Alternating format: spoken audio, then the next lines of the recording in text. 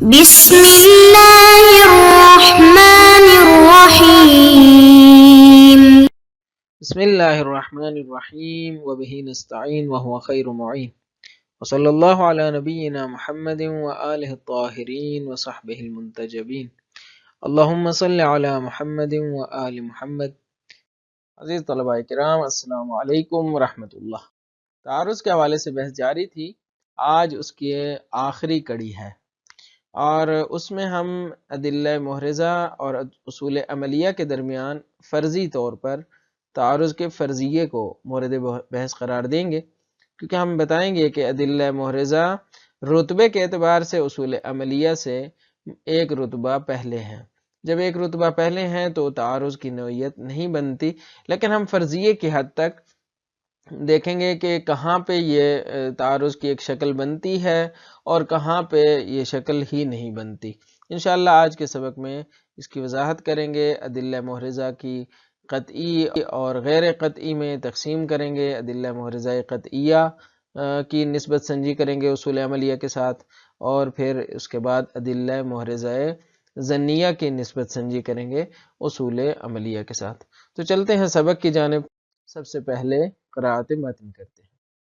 تعارض الادلة الثالث التعارض بين النوعين، ونصل الآن إلى فرضية التعارض بين دليل محرز وأصل عملي كأصل البراءة أو الاستصحاب. والحقيقة أن الدليل إذا كان قطعيا فالتعارض غير متصور عقلا بينه وبين الأصل، لأن الدليل القطعي على الوجوب مثلا يؤدي إلى العلم بالحكم الشرعي، ومع العلم بالحكم الشرعي لا مجال للاستناد إلى أي قاعدة عملية، لأن القواعد العملية إنما تجري في ظرف الشك، إذ قد عرفنا سابقا أن أصل البراءة موضوعه كل ما لا يعلم، والاستصحاب موضوعه أن نشك في بقاء ما كنا على يقين منه، فإذا كان الدليل قطعيا لم يبقى موضوع هذه الأصول والقواعد العملية، وإنما يمكن افتراض لون من التعارض بين الدليل المحرز والأصل إذا لم يكن الدليل قطعيا، كما إذا دل خبر الثقة على الوجوب أو الحرمة، وخبر الثقة كما مر بنا دليل ظني حكم الشارع بوجوب اتباعه واتخاذه دليلا، وكان أصل البراءة من ناحية أخرى يوسع ويرخص، ومثاله خبر الثقة الدال على حرمة الارتماس على الصائم، فإن هذه الحرمة إذا لاحظناها من ناحية الخبر فهي حكم شرعي قد قام عليه الدليل الظني، وإذا لاحظناها بوصفها تكليفا غير معلوم نجد أن دليل البراءة رفع عن أمة ما لا يعلمون يشملها، فهل يحدد الفقيه في هذه الحالة موقفه على أساس الدليل الظني المعتبر أو على أساس الأصل العملي؟ یہ تو عبارت تھی جو قرأت ہو چکی، اب چلتے ہیں اہم ترین نکات کی جانب۔ تعارض کے حوالے سے آج کی بحث تیسری قسم میں ہے۔ گزشتہ مباحث میں ہم نے دو قسموں کے حوالے سے گفتگو کر دی ہے۔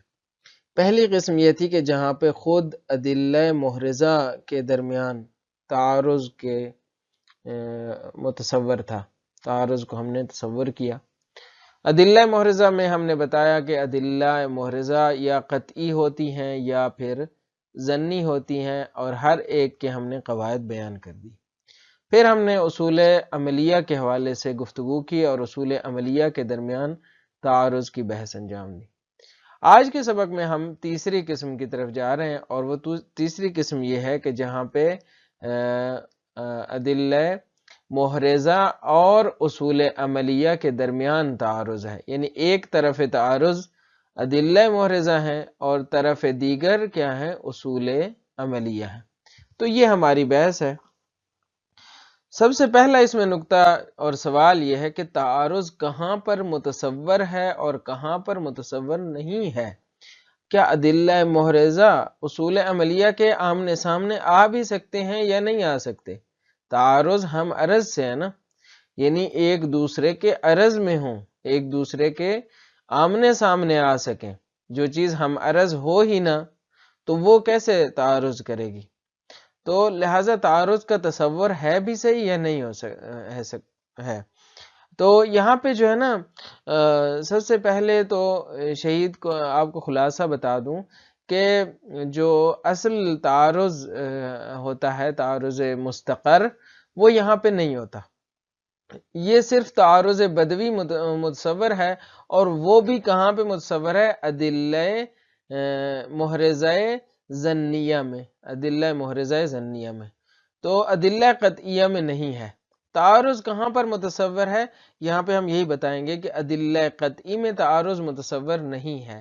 دلیل قطعی کی صورت میں اصول عملیہ کا تصور ہی نہیں ہو سکتا، اس کو آپ فرض ہی نہیں کر سکتے، اس لیے کہ الاصل دلیل حیث لا دلیل، یہ ایک مشہور مقولہ ہے۔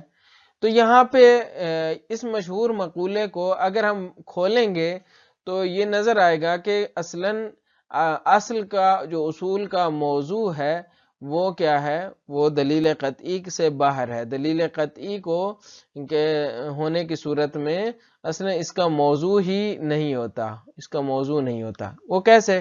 کیونکہ اصول عملیہ کا موضوع یہ ہے کہ جہاں حکم شرعی کے بارے میں جہل ہو یا شک ہو یا لا یعلم، جسے شہید نے کہا ہے، یعنی اصول عملیہ کا موضوع یہ ہے کہ جہاں پہ حکم شرعی معلوم نہ ہو، حکم شرعی مجہول ہو، حکم شرعی کے بارے میں علم نہ ہو، ٹھیک ہے؟ تو عدم علم موضوع ہے، عدم علم۔ اب جب علم آ گیا نا، علم آ گیا، دلیل قطعی، جب علم آ گیا تو اس صورت میں اس کا موضوع ہی نہیں ہوگا۔ جب اس کا موضوع ہی نہیں ہے تو پھر تعارض کہاں سے آئے گا؟ تعارض وہاں ہوتا ہے جہاں دونوں چیزوں کا موضوع ہو، جہاں دونوں چیزوں کا موضوع ہو اور دونوں اپنے اپنے دائرے میں رہ کر ایک حکم کو بیان کریں اور وہ حکم آپس میں ٹکرا جائے، جبکہ ایک کا موضوع دوسرے سے باہر ہو تو اس صورت میں تو تعارض کا تصور ہی نہیں ہے۔ پس تعارض کہاں متصور ہے؟ تو یہاں پہ ہم نے بتا دیا کہ اصلا ادلہ قطعیہ میں تعارض کا تصور نہیں ہے۔ اب آتے ہیں ادلہ ظنیہ میں۔ سوال پھر بھی وہیں پہ ہے کہ ادلہ محرزہ میں تعارض کہاں پر متصور ہے؟ ٹھیک ہے، کہاں پہ متصور ہے؟ یہاں پہ ہم بتاتے ہیں کہ شہید جو تعبیر استعمال کرتے ہیں وہ بڑی دلچسپ ہے۔ وہ یہ نہیں کہتے کہ تعارض ہے، وہ کہتے ہیں لون من التعارض، تعارض کا ایک رنگ ہے، تعارض بدوی ہے، تعارض واقعی تو نہیں ہے۔ تو کہتے ہیں دلیل ظنی کی صورت میں تعارض کی ایک شکل بنتی ہے، تعارض کی ایک شکل بنتی ہے، لون من التعارض۔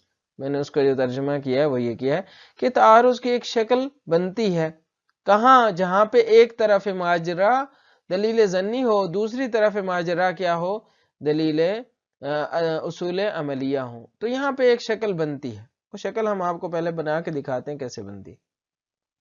وہ یوں بنتی ہے کہ خبر ثقہ کے مطابق، مثلا ایک طرف سے خبر ثقہ ہے، یہ دلیل ظنی ہے نا، ادلہ محرزہ میں سے، لیکن ادلہ محرزہ ظنیہ میں سے ہے، گمان آور ہے، یقین آور تو نہیں ہے۔ آپ کو ایک خبر ثقہ سے یقین تو نہیں آ جاتا، احتمال رہتا ہے کہ یہ غلط ہوگی، جھوٹ ہوگی، یا احتمال رہتا ہے کہ مثلا اس نے اشتباہ کیا ہوگا، خطا کی ہوگی، تو یہ سارے احتمالات رہتے ہیں جس کی وجہ سے یقین نہیں آتا۔ تو اب خبر ثقہ کے مطابق مثلا آپ ایک کام کرنا واجب ہے، ٹھیک ہو گیا؟ خبر ثقہ آ کر کہتی ہے ایک کام واجب ہے، یا مثلا آ کر کہتی ہے کہ ایک کام کرنا حرام ہے، دونوں ہو سکتے ہیں۔ دوسری طرف سے ہم اس خبر ثقہ کو دیکھتے ہیں کہ اس کا جو مفہوم ہے وہ جیسے میں نے بتا دیا کہ ظنی ہے، ظنی ایک ظنی دلیل ہے۔ دوسری طرف کیا ہے؟ اصل براءت ہے، وہ یہ کہتی ہے کہ یہ فعل واجب نہیں ہے، ٹھیک ہے؟ اب یہاں پہ ابھی مثالیں دیں گے مثلاً کہاں پہ. اب یہاں پہ کیسے تعارض بنے گا؟ تعارض یوں بنے گا کہ اصل براعت کا موضوع کیا ہے؟ عدم علم ہے. اگر ہم اصل براعت کے موضوع کی طرف جائیں تو عدم علم ہے.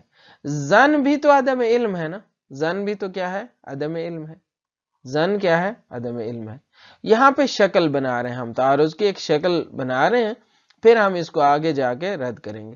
فی الحال ہم کیا کر رہے ہیں؟ ایک شکل بنا رہے ہیں جو شہید نے تصور کی ہے، اور ہم اسی کو بیان کر رہے ہیں کہ یہ کیسے متصور ہے تعارض. وہ یوں متصور ہے کہ خبر ثقہ یقین آور نہیں ہے، عدم علم اس کا عدم علم اس کو بھی شامل ہے.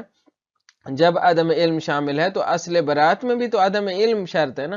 جہاں کہیں بھی آپ کو علم نہ ہو تو وہاں پہ کیا برات جاری کریں. رفع عن امتی ما لا یعلمون. تو اب یہاں پہ خبر ثقہ کے بعد آپ کو علم آیا یا لا علم ہے؟ تو ابھی تک بھی لا یعلمون ہے، کیونکہ علم تو نہیں آیا، گمان ہے، زیادہ سے زیادہ ظن ہے. تو اب کیا کریں گے؟ کہتے ہیں یہاں پہ کیا ہے؟ تعارض کی ایک شکل بن رہی ہے کہ اصل عملی یعنی اصل براعت یہ کہتی ہے کہ آپ کے اوپر یہ فعل واجب نہیں ہے، جبکہ خبر ثقہ کہتی ہے مثلا واجب ہے. اصل عملی کہتی ہے حرام نہیں ہے، خبر ثقہ کہتی ہے حرام ہے. کچھ مثالیں دیکھیے.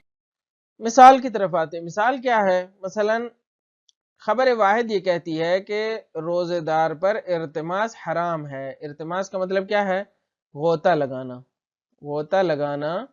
خبر واحد آ کر کہتی ہے کہ جو روزہ دار ہے اس کے اوپر ارتماس حرام ہے، اس کے اوپر غوطہ لگانا حرام ہے. دوسری طرف سے کیا ہے؟ براعت ہے. براعت کا اقتضا کیا ہے؟ کہ روزہ دار کے اوپر مثلا 8 چیزیں ہیں یا 5 چیزیں ہیں یا 4 چیزیں ہیں یا 3 چیزیں ہیں یا جتنی بھی ہیں، ان سے مثلا رکنا تو کیا ہے؟ امساک. مثلا الامساک عن الاستمتاعات، الامساک مثلا عن کیا؟ عن الاکل والشرب. ٹھیک ہے، ان چیزوں سے رکنا کیا ہے؟ واجب ہے، امساک واجب ہے. تو اب جو ہے ایک اور چیز آ گئی، وہ کیا ہے؟ ارتماس. کیا اس سے بھی امساک واجب ہے یا نہیں ہے؟ تو براعت کا اقتضا یہ ہے کہ امساک واجب نہیں ہے. روزے میں جن چیزوں کے بارے میں معلوم ہے، یہ معلوم ہے نا، معلوم الوجوب ہے، ان کے اندر امساک واجب ہے، معلوم الوجوب ہے، یعنی یجب الامساک عنہا، ان چیزوں کے بارے میں امساک واجب ہے. ٹھیک ہے. اب جہاں پہ کیا ہو گیا کہ جن چیزوں کے بارے میں امساک واجب معلوم ہے وہ تو امساک کرنا ہے، جن چیزوں کے بارے میں معلوم نہیں ہے ان میں مثلا ایک چیز کیا ہے؟ حرمت الارتماس، کہ یہاں پہ ارتماس بھی حرام ہے. خبر واحد آ کر کہتی ہے کہ حرام ہے. خبر واحد سے کیا حاصل ہوتا ہے؟ ظن حاصل ہوتا ہے، گمان حاصل ہوتا ہے. براعت میں کیا ہے؟ عدم علم ہے. ٹھیک ہے. تو اب یہاں پہ عدم علم موجود ہے یا نہیں؟ موجود ہے، لہٰذا اس میں تعارض کی ایک شکل بنتی ہے. آگے چل کر بتائیں گے کہ ان میں سے ایک دوسری پر حاکم ہے. انشاءاللہ اگلے سبق میں اس کی وضاحت کریں گے. تو یہ تھے اہم نکات. اب چلتے ہیں وضاحت متن کی جانب. تعارض الادلہ، یہ بحث جاری تھی، تو اس میں تیسرا نقطہ یا تیسری قسم جس پر ہم نے بحث کرنی ہے وہ یہ ہے کہ التعارض بین النوعین، جہاں پہ دو نوع کے درمیان تعارض ہوتا ہے، دو قسموں کے درمیان تعارض ہوتا ہے. ایک قسم یہ ہے دلیل محرز، دوسری طرف اصل عملی ہے. کیونکہ ہم نے پہلی مباحث میں بیان کیا کہ جہاں پہ دونوں طرف ماجرا ادلہ محرزہ ہیں، پھر دوسری قسم میں ہم نے بیان کیا جہاں دونوں طرف ماجرا کیا ہے؟ اصل عملی ہیں. اب یہاں پہ مکسچر ہے دونوں کا.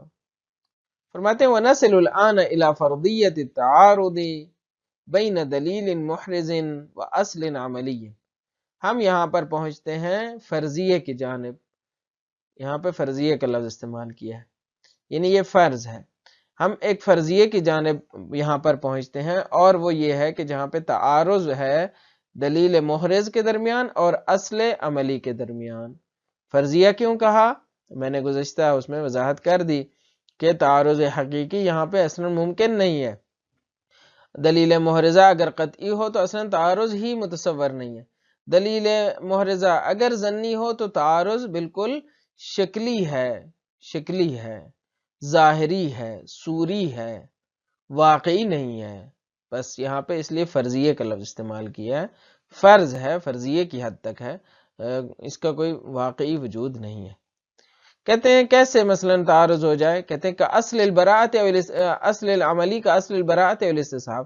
مثلا ایک طرف ماجرا اصل براءت ہو یا اصل استصحاب ہو، دوسری طرف کیا ہو، مثلا ایک دلیل محرز آ جائے، مثلا خبر واحد، خبر ثقہ. ٹھیک ہے، خبر واحد ثقہ. کہتے ہیں والحقیقت ان الدلیل اذا كان قطعیا فالتعارض غیر متصور عقلا بینہ وبین الاصل. کہتے ہیں حقیقت یہ ہے، واقعیت یہ ہے کہ دلیل جب قطعی ہو تو تعارض اصلا متصور ہی نہیں ہے، عقلی طور پر متصور ہی نہیں ہے، بینہ یعنی بین الدلیل القطعی وبین الاصل، دلیل قطعی اور اصل کے درمیان اصلا تعارض متصور ہی نہیں ہے. لأن الدلیل القطعی علی الوجوب مثلا یؤدی الی العلم بالحکم الشرعی. اس لیے کہ جب دلیل قطعی موجود ہوتی ہے مثلا وجوب کے حوالے سے، تو اس سے ہمیں حکم شرعی کا یعنی وجوب کا علم ہو جاتا ہے. اسی طرح اگر حرمت پہ دلیل قطعی آ جاتی ہے تو پھر اس کا علم ہو جاتا ہے، پھر وہاں اصل عملی کی کیا ضرورت ہے، اس کی تو نوبت ہی نہیں آتی ہے، تو تعارض کہاں سے آئے گا. ومع العلم بالحکم الشرعی لا مجال للاستناد الى ای قاعدۃ عملیۃ. حکم شرعی کے علم کی صورت میں تو کوئی مجال ہی نہیں ہے کہ ہم استناد کر سکیں قاعدہ عملی کی طرف، کسی بھی قاعدہ عملی کی طرف، چونکہ الاصل دلیل حیث لا دلیل. لأن القواعد العملیۃ انما تجری فی ظرف الشک. اس لیے کہ قواعد عملیہ وہاں جاری ہوتے ہیں جہاں شک کا مورد ہو، انما یعنی صرف اور صرف وہیں جاری ہوتے ہیں جہاں پہ شک کا مورد ہو، شک کے ظرف میں جاری ہوتے ہیں. اذ قد عرفنا سابقا ان اصل البراءۃ موضوعه كل ما لا يعلم. اس لیے کہ ہم جان چکے ہیں گزشتہ مباحث میں، جہاں پہ ہم نے اصول عملیہ کی بحث کی ہے، وہاں پہ ہم نے بتا دیا ہے کہ موضوع اصل براءت کیا ہے، ہر وہ چیز ہے کہ جس کے بارے میں علم نہ ہو. والاستصحاب عطف ہے اس اصل براءت کے اوپر. وان الاستصحاب موضوعه ان نشک فی بقاء ما كنا على یقین منه. استصحاب کا جو موضوع ہے وہ یہ ہے کہ ہمیں شک ہو اس چیز کی بقا کے حوالے سے جس کے بارے میں ہم یقین پر تھے. اب اسی کی بقا جب مشکوک ہو جائے تو ہم اس وقت استصحاب جاری کرتے ہیں. بس اس کا موضوع بھی شک ہے. بس موضوع اصول براء کیا ہے؟ عدم علم، یا آپ جہل کہیں، یہ شک کہیں، یہ موضوع اصل براءت ہے. فَإِذَا كَانَ الدَّلِيلُ قَطْعِيًّا لم يبقى موضوع هذه الاصول. جب دلیل قطعی ہوگی، جب دلیل قطعی ہو تو اصلا ان اصول کا کوئی موضوع ہی باقی نہیں رہتا. شک موضوع اصل استصحاب ہے، عدم علم موضوع اصل براءت ہے، تو یہ موضوع ہی باقی نہیں رہتا. لم يبقى موضوع هذه الاصول والقواعد العملیہ. ان قواعد عملیہ کا تو موضوع ہی باقی نہیں رہتا. یہ عطف تفسیری ہے، اصول اور قواعد عملیہ ایک ہی چیز ہے. وَإِنَّمَا يُمْكِنُ افتراض لون من التعارض. لون من التعارض نہیں کہتے افتراض التعارض بین الدلیل المحرز والاصل اذا لم يكن الدلیل قطعیا. صرف اور صرف ممکن ہے کہ ہم تعارض کا ایک رنگ، تعارض کی ایک شکل کو فرض کر سکتے ہیں، صرف فرض کرنا ہے، اور وہ بھی ایک شکلی تعارض کو، صوری تعارض کو ہم فرض کر سکتے ہیں. کہاں پہ؟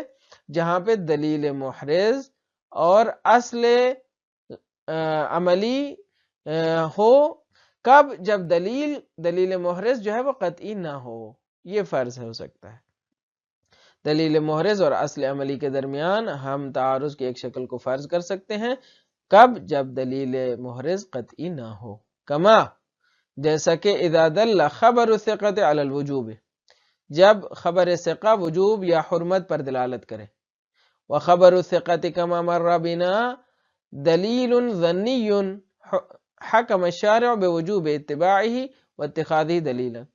اور خبر ثقہ جیسا کہ ہم گزر چکا ہے گزشتہ مباحث میں دلیل ظنی ہے، جس کے بارے میں شارع کا دستور یہ ہے کہ آپ نے اس کی اتباع کرنی ہے، اور شارع نے حکم دیا ہے کہ ہم نے اس کو دلیل کے طور پر ماننا ہے، ورنہ تو وہ دلیل ظنی ہے نا، یقین تو نہیں آتا۔ دوسری طرف سے جب ہم دیکھتے ہیں وَكَانَ أَصْلُ الْبَرَاءَةِ مِن نَاحِيَةٍ أُخْرَى يُوَسِّعُ وَيُرَخِّصُ، اصل براءت دوسری طرف سے وسعت دے رہی ہے اور رخصت دے رہی ہے، جبکہ یہ دلیل کیا کہتی ہے؟ واجب ہے یا حرام ہے۔ تو اب یہاں پہ کیا ہو گیا؟ یہاں پہ تعارض کی ایک شکل بنتی ہے۔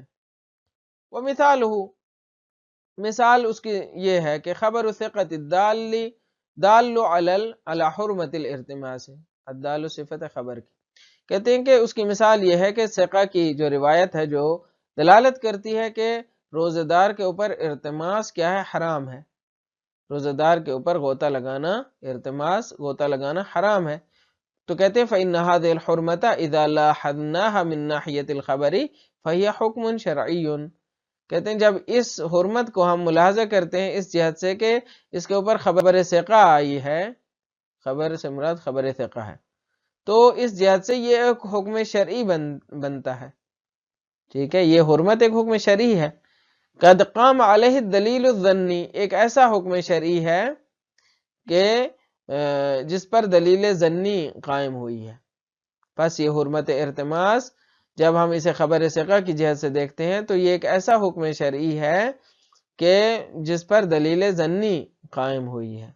وَإِذَا لَاحَظْنَاهَا بِوَصْفِهَا تَكْلِيفًا غَيْرَ مَعْلُومٍ نَجِدُ أَنَّ دَلِيلَ الْبَرَاءَةِ رُفِعَ عَنْ أُمَّةِ مَا لَا يَعْلَمُونَ يَشْمُلُهَا، کہتے ہیں کہ ہم اس جہت سے جب ہم دیکھتے ہیں کہ یہ تکلیف ہے کہ جس کا موضوع ہے جو ابھی تک معلوم نہیں ہے، یعنی علم کے دائرے میں تو داخل نہیں ہوئی نا، ظن کے دائرے میں ہے، لہٰذا یہ تکلیف غیر معلوم ہونے کے ناطے، یعنی ایک ایسی تکلیف ہونے کے ناطے کہ جس کے بارے میں ہمیں علم نہیں ہے، ابھی بھی وہ ظن کے دائرے میں داخل ہے، گمان کے دائرے میں داخل ہے، لہٰذا جب ہم اس جہت سے اس کو ملاحظہ کرتے ہیں تو نجدو، ہم دیکھتے ہیں کہ ان دلیل البراءت، براءت کی دلیل کیا تھی؟ رفع عن امتی ما لا يعلمون، یہ دلیل یشملھا، یہ اس کو بھی شامل ہے کیونکہ یہ بھی ما لا يعلمون میں ہے، لہٰذا یہ ابھی تک معلوم نہیں ہے اور ما لا يعلمون میں شامل ہے۔ فهل يحدد الفقيه في هذه الحالة موقفه على اساس الدلیل الظنی المعتبر او على اساس الاصل العملی، کہتے ہیں کیا یہاں پہ فقیہ اپنے موقف کو دلیل ظنی معتبر کی بنیاد پر محدد کرے گا اور معین کرے گا، یا پھر اصل عملی کی بنیاد پر معین کرے گا؟ تو آگے چل کر ہم انشاءاللہ بتائیں گے کہ یہاں پہ فقیہ دلیل ظنی معتبر کو مقدم کرے گا اور اصل براءت کو یہاں پہ جاری نہیں کرے گا۔ کیسے نہیں کرے گا؟ انشاءاللہ اگلے سبق میں اس کی وضاحت کریں گے۔ خلاصہ یہ ہے کہ آج ہم نے ادلہ محرزہ اور اصول عملیہ کے درمیان تعارض کے فرضیے کو مورد گفتگو قرار دیا اور بتایا کہ تعارض کہاں پر متصور ہے۔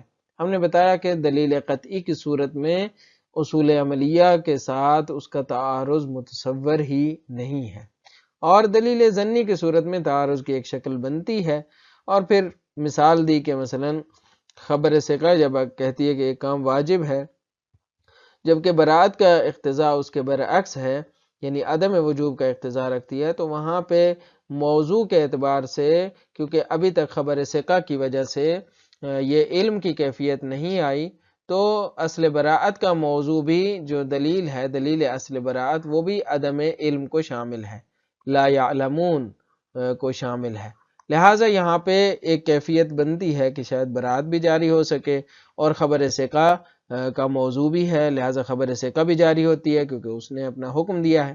تو اب یہاں پہ خبر ثقہ اور براءت کے مقتضا کے درمیان تعارض ہوتا ہے، تو کس کو مقدم کرنا ہے اور کس کو مؤخر رکھنا ہے، انشاءاللہ اگلے سبق میں اس کی وضاحت کریں گے۔ مجھے امید ہے یہ سبق آپ کے لیے مفید واقع ہوا ہوگا۔ اجازت دیجیے، اللہ تعالیٰ آپ کا حامی و ناصر ہو۔ والسلام علیکم ورحمۃ اللہ وبرکاتہ۔